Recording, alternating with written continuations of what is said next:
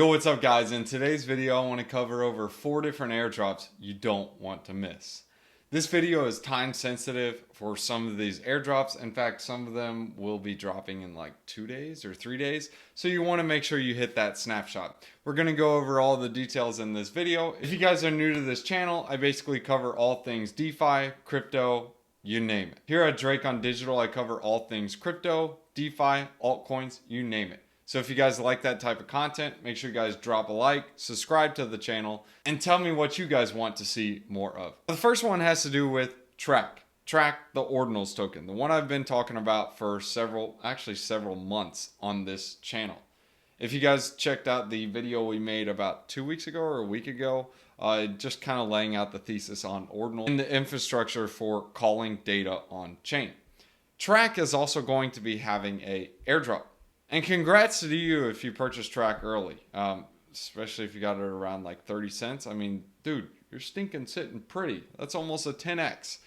Anyways, let's go ahead and cover Track and the potential airdrop that they have. A lot of people don't know much about this, but this has to do with the TAP token.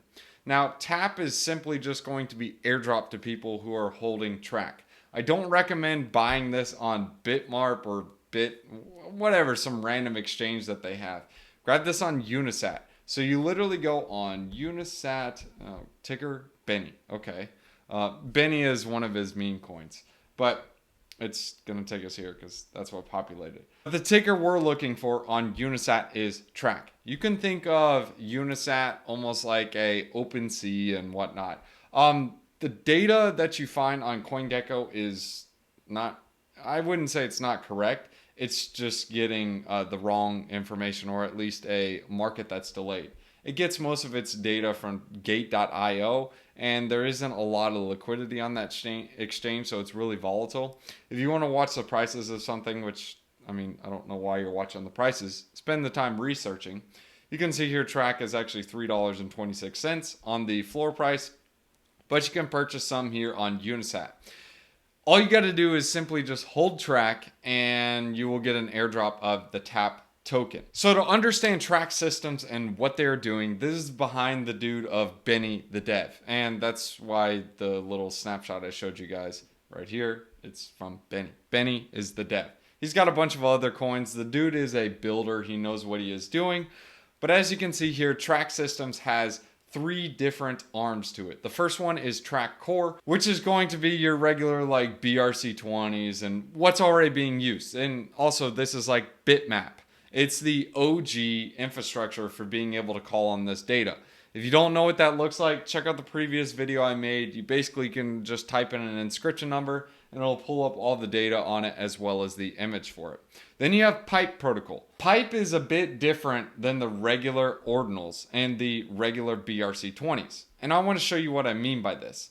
This Track token or any of these BRC20s, if I want to sell these, I actually have to make a transfer. So the biggest difference between the Pipe tokens and the BRC20s, the traditional ones, is that you only have to make one transaction to transfer it with the Pipe tokens. However, with the traditional BRC20s, I'm going to show you here. Let's say I wanted to list some of these sats. These sats, I would have to inscribe a transfer. This basically says, hey, look, I want to allow this to be able to be transferred, putting it on a UTXO, and then I can sell it on the marketplace. So there's 2 transactions that has to happen, which is really redundant. It's really annoying and it takes a lot of gas. So why would we do that? With the Pipe tokens, it's just one transaction and sent. Which leads us into the last arm of Track. This is the TAP tokens. TAP is new and up and coming. If you guys are in the Discord, you guys can check out a couple of other tokens I'm looking at on TAP. But the TAP token is going to be airdropped if you simply just hold the Track token. You can see here the biggest difference between the regular BRC20s and the Pipe tokens is that you get additional functionalities like swaps, liquidity pools, airdrops, and staking. In my opinion, if you are looking to get more airdrops, especially on Bitcoin, I am extremely confident that Benny will be airdropping more tokens simply to the Track holders to bring value back to them. I want to summarize airdrop 1 with this. Benny is a builder. Track is his baby. If you're holding Track, he is going to reward the users with more and more of the tokens. That's just what I see, and that's probably going to be how it is. Now that's enough for the first airdrop. The second airdrop has to do with GLD on Maya protocol. This snapshot is coming up in 2 or 3 days. This is the first snapshot. There are going to be multiple snapshots for this, but Maya protocol is basically a fork of Thorchain. They have a couple of different tokens on there, like Maya, which has no liquidity. It's only OTC. And then you have the Cacao token. This is basically like your Rune. I'm not going to go into details on Maya protocol and whatnot, but I'm going to talk about the airdrop. This has to do with GLD. You can see here Maya Gold. It is the token for Maya Scan. This is actually going to be used for staking, gaming, messaging, trading, all kinds of jazz. So it's a mix of governance, utility. It even has a launch pad. GLD is basically a ERC20 token. So like Ethereum has all these different ERC20s like Uni, Aave. These are different tokens that are built on Ethereum. GLD is a token that's built on top of Maya protocol. Maya protocol is its own chain. It's like Ethereum, but it's not. It's a Cosmos chain. As you can see here, these are the details on the airdrop. You simply have to meet a couple of different qualifications depending on the snapshot. The first one, which is happening on November 19th, time is ticking, son, or daughter, whatever you want to call it. You must hold at least 500 cacao, which at the time of recording, this is going to be like $1,000. Nah, probably not even that much. About 750. But if you watch the original video and you bought it at then or bought it at that time, it would probably only cost you like $100, $200. Yeah, cacao has been pumping. The second is holding an LP position worth at least 2,000 USD. These are the different LPs you can choose. These are the different APRs right here. Of course, it highlights them all on the right-hand side. So this will give you exposure to both cacao as well as exposure to whatever asset you pair it with. It's a 50-50 pool. Now, this doesn't, like when you LP, that doesn't include that additional 500 Maya or 500 cacao. You have to hold this separate. So 500 cacao and then $2,000 worth into the LP position. And then the third one is not have withdrawn more than 10% of your LP in the previous 30 days. If this is your first time LPing, don't worry about it. And then if you get some extra GLD or have some extra GLD tokens like you bought from OTC, you will actually get a bonus airdrop. You can currently get the GLD tokens OTC right now. You can see here that you could simply just hit buy and then you can buy it with the cacao tokens. It's 0.06 cacao per GLD. All right, so that's the second airdrop. So the first, you have tap protocol to the track holders. The second one is GLD to the cacao LPs and cacao holders. I'll leave more links in the description below so you can check out all of the details on it. The third airdrop actually has to do with a chain. This is Manta Network. This is a L2 on Ethereum. You can see here the TVL is starting to climb.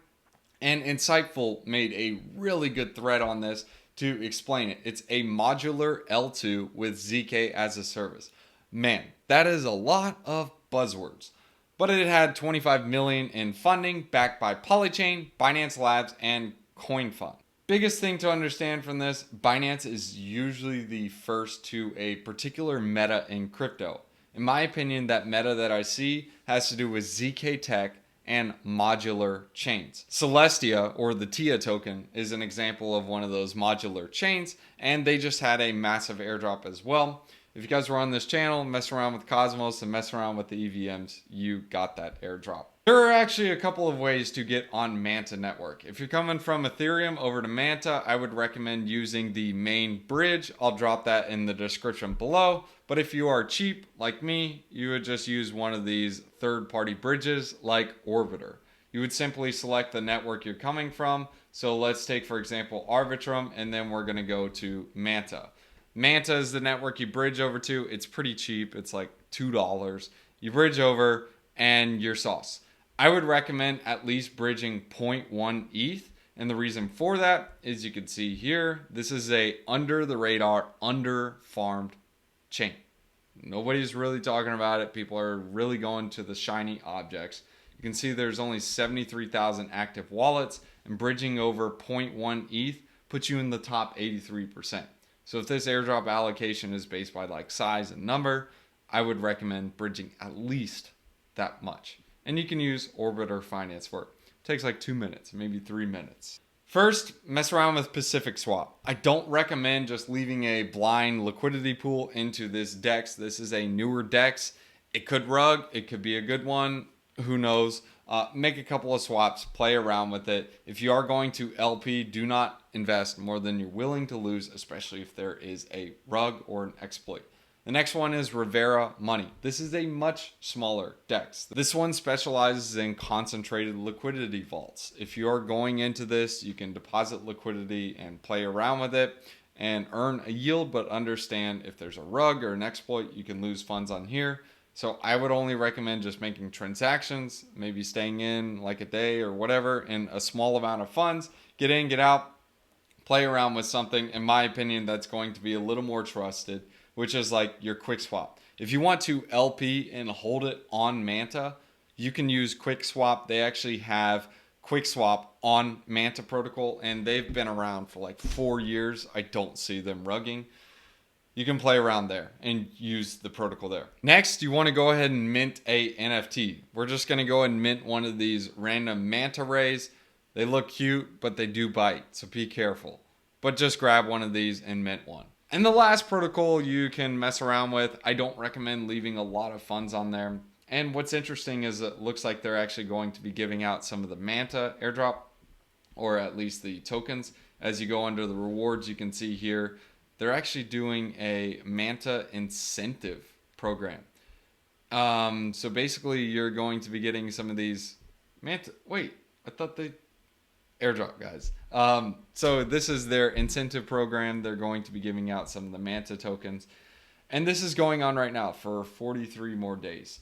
But you can go to the bank, you can lend. The yields are actually pretty good. But again, keep in mind there's a chance there's an exploit, there's a rug.